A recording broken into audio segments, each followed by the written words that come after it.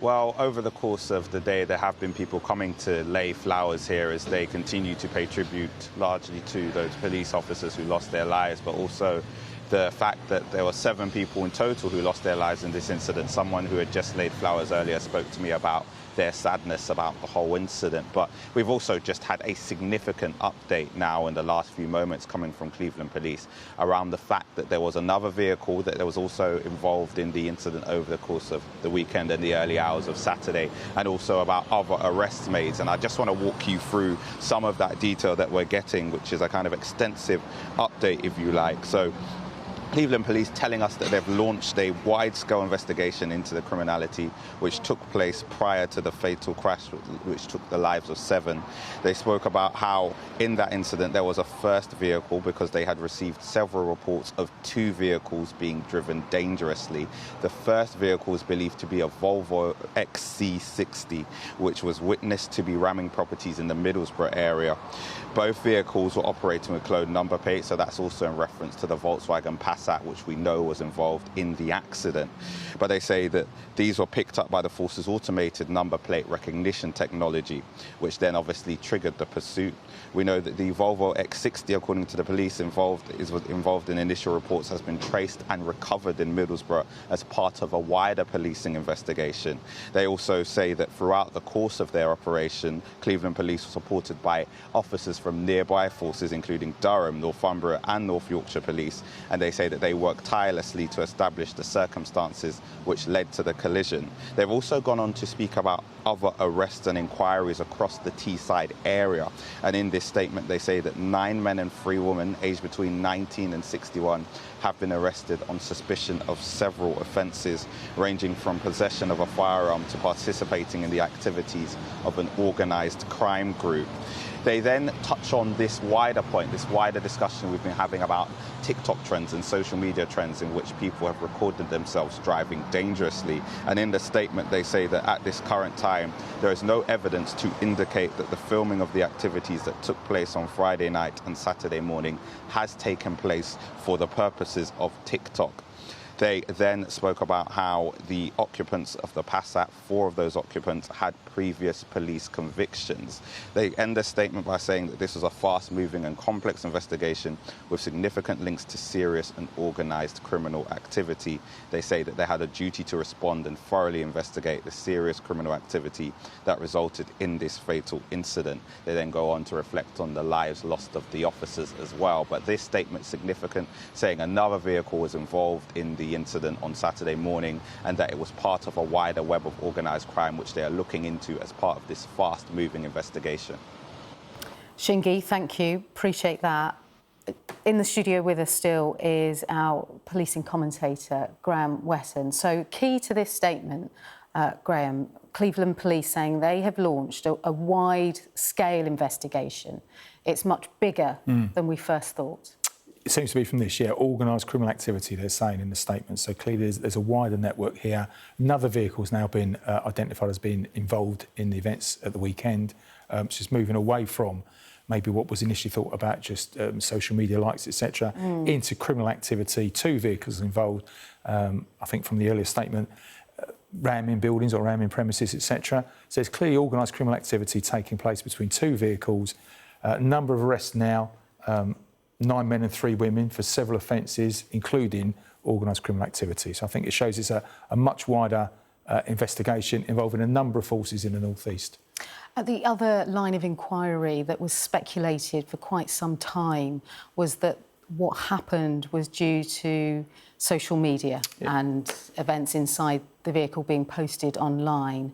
And the police here stating that at the current time, they say, there's no evidence to indicate that filming of the activities that took place on Friday night and into Saturday morning has taken place for the purposes of TikTok. We heard, didn't we, from Matt's story over the weekend, for people to avoid speculation. Yeah. So this is a significant and important development. It was good they clarify it at this time. There's no indication it is. But again, we've seen it over the weekend. We've seen other incidents in the last couple of weeks or so. The number of people filming dangerous driving. It's still an issue, I think, in society that there are people dangerous driving, filming it and putting it on social media. But it's important that Cleveland Police, now they've established, or they've found some at the moment, at the current time, there's no indication that the activities Friday night, Saturday morning were linked to filming for social media posts. But they will continue the investigation along those lines. And I think there's been anecdotally, there's been stuff posted on various forums about the passengers in the Passat having links to some social media accounts. So I think people understandably link the two, but it's important Cleveland Police have come out with that clarification now. At this time, it isn't, and there's not an indication it was for social media.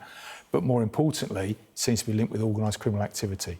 We saw early on Saturday morning into the afternoon that there was doorbell footage of that high-speed pursuit. Let's reflect a little, where we can, on the investigation and how footage like this will be quite key to building the wider picture. It's key in any investigation to find CCTV, doorbell footage, etc. We can see the actual vehicle, subject vehicle go past first. Then it's about 3-4 seconds before the one police vehicle goes past. So I would suggest that's probably at the initial or early stages of the pursuit. Maybe just one vehicle has picked that car up. It's triggered the automatic number plate recognition system. They've started pursuing the vehicle, put their lights and audible warning systems on. So it's one vehicle, one police vehicle going past after the subject vehicle. And then we've got another clip from another road, possibly later on in the pursuit, which shows a subject vehicle going past, then a police vehicle, and I think there's then 2 others go past. It clears more units are then joining the pursuit, the chase, and are going after the subject vehicle as well. But that's important with the timeline. With investigations, it's key you build a timeline so you can track the route of the vehicles, track the activities, the manner of driving. It all becomes evidential for any case that ends up in a criminal trial. Now, Assistant Chief Constable Wayne Fox, in this statement, he's leading the senior leadership in this investigation. He stated that the case is fast-moving, it's a complex investigation with links, as we said, to serious and organised crime. Talk to us a little bit, Graham, about what it's like for a relatively small force like Cleveland to then work with staff from Durham, Northumbria and North Yorkshire Police, and how tirelessly they will be working together to piece this together. They'll work very well together. They were working on similar investigative leads. They're used to doing high-profile crime investigations. There'll be probably some experienced and senior detectives leading it. They're used to working together. They're from the same areas, albeit they're from different forces. They are very well versed in working together for major events, major incidents, etc. Cross-border initiatives. Organised criminal activity will go cross-border in this day and age because of the transport network, the availability for criminals to move across county borders. So it's commonplace for forces like Cleveland, Durham, North Yorkshire to work very closely together in response policing, in day-to-day policing, but also in major investigations. So they'll be very well versed to working closely together, and they will be working tirelessly to find the answers to this. We also have information today, don't we, that the 2 vehicles were involved, another associated vehicle, a Volvo XC60, alongside the Volkswagen Passat, both cloned number plates. How big an issue is this for police forces? I think a lot of criminals are now understanding automatic number plate recognition. They know the vehicles, police vehicles have got cameras on them. It links to a database. If you drive past a police vehicle with a number plate that's in the system, you're going to trigger some form of alert, alarm, etc. So what they tend to do is put a different number plate on the vehicle when they're going out to carry out criminal activities. So they're not triggering that alert as such. So that's why they clone the plates. They put these, and it's normally it'll be a plate from a different Volkswagen Passat. So they're not going to put like a Ford Escort or something, Ford whatever, Ford Puma on there, because that's going to raise suspicions if you do a check on it. Some do, but they tend to try and find something of a similar type of vehicle that just isn't the one you're looking for. But it isn't unheard of. For if you're going to go out to commit criminal activity, you put a different plate on a vehicle, and then when you've finished whatever you're doing, you change the plate back again. And then the wide-scale nature of this investigation, the statement saying that the inquiries have resulted in the arrest of 12 people across Teesside, 9 men, 3 women, aged between 19 and 61 have been arrested on suspicion of several offences. This is a huge web, isn't it? They've clearly had a look at this, had a look at the Passat, the people involved in the Passat.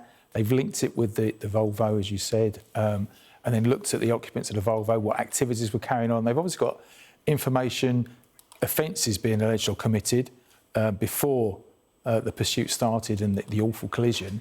So they've obviously then had an ongoing investigation in the background to what we've all been talking about, which is the collision. So clearly a long-running investigation over the weekend that involves a lot of other offences.